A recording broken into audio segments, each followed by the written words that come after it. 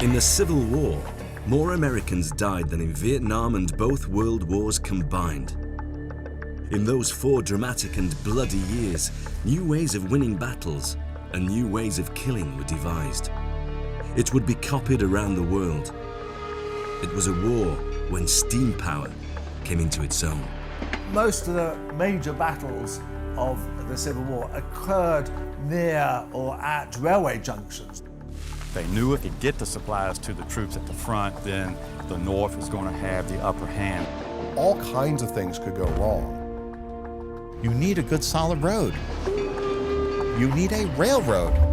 The Civil War was the first railroad war.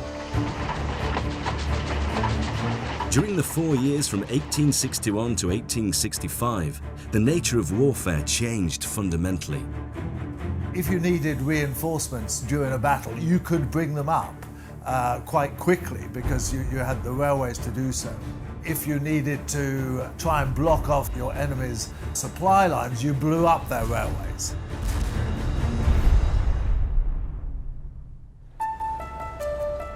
American railroads began on Independence Day, 1828, with the opening of the Baltimore and Ohio Railroad. It was the start of an industry that would shape America.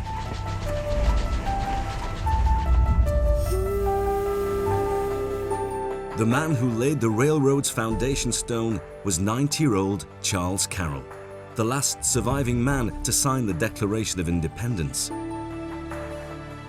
As he laid the stone, he said, "I consider this among the most important acts of my life, second only to my signing the Declaration of Independence."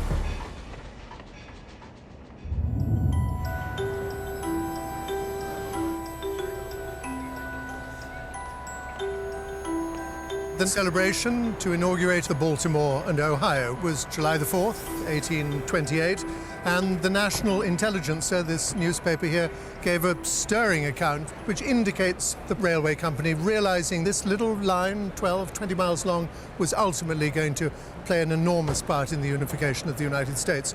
Let me read you 1 or 2 bits from it. Its accomplishment will confer the most important benefits upon this nation by facilitating its commerce, diffusing and extending its social intercourse, and perpetuating the happy union of these confederated states. They had no doubt at all this was going to revolutionize the country. The founders of the Baltimore and Ohio were right in one regard. The railroads grew at an incredible rate. A nice illustration of the speed with which it overtook America was Andrew Jackson, the first Democrat president in this country. When he arrived in the White House, he came in a horse and buggy. When he left in 1837, he left by train. So America took to railways like a duck to water.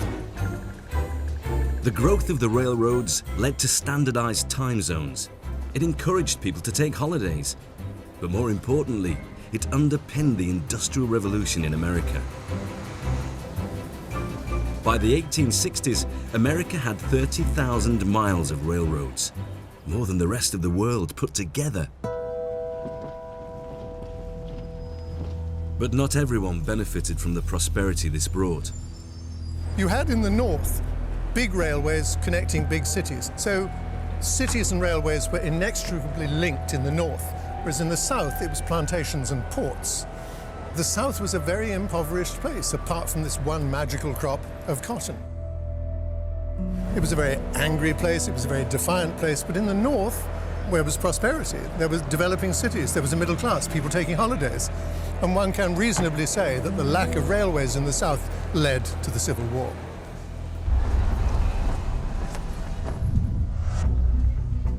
When Abraham Lincoln was inaugurated as president in March 1861, the nation was divided economically, but also more fundamentally over the issue of slavery. The South wanted to keep its slaves, the North to abolish the practice. America was on the verge of war. 7 states had declared independence from the Union, calling themselves the Confederate States of America. More were to follow. The first battle of the Civil War was not long in coming. It would be a battle where the railroads decided victory or defeat.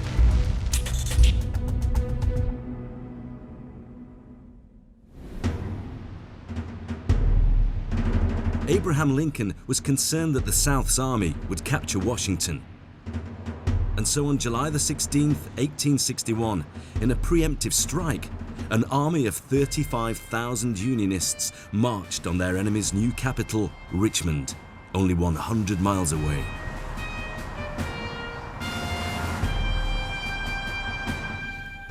Excited citizens followed behind with picnics to watch a battle they thought would be over in a matter of hours.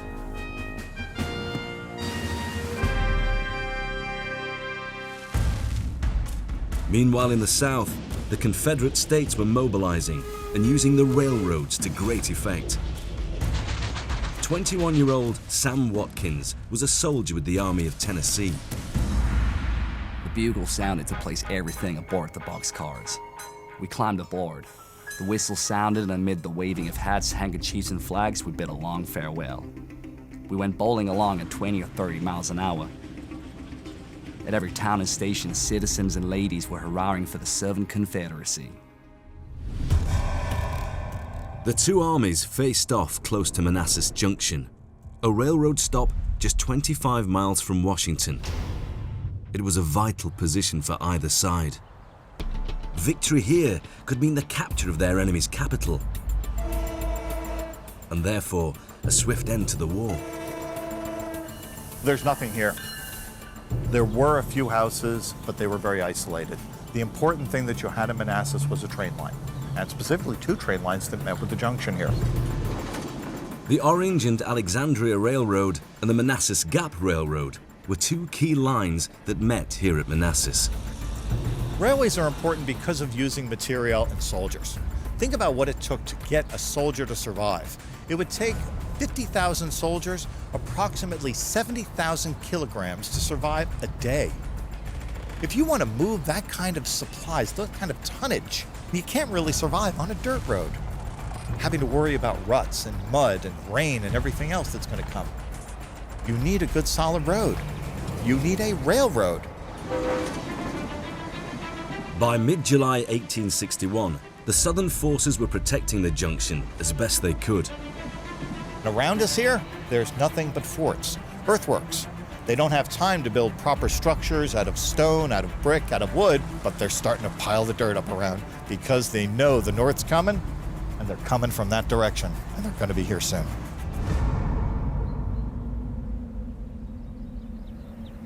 This is the battlefield of Manassas, the first great battle of the American Civil War.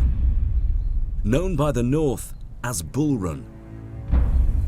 The Southern soldiers defending this plain from the Union Army advancing from the north were significantly outnumbered. But they had a solution. There were 10,000 men who were in the Shenandoah Valley, and they all came here by locomotive. It was the first time in history that anyone had ever used a train in conjunction with moving troops to a battlefield. So those soldiers that arrived on this battlefield in July of 1861 not only were here in time to support the Southerners, but they were also fresh. They didn't have to march 50 miles across the mountains. They got here on a hot July day, and they had just taken a train ride to get here. So as they were put into the battle lines, they were motivated, and they helped turn the tide in favor of a Southern victory.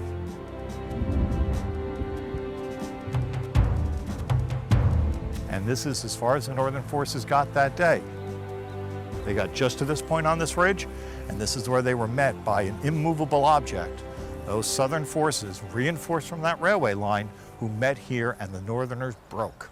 And they broke back toward Washington over my right shoulder in the distance. It's known as the Great Skedaddle. The victory for the South had been thanks to their effective use of the railroad network. Southern generals knew that they would always be outnumbered and outgunned, so future victories would also depend on getting troops by train to key locations as soon as possible.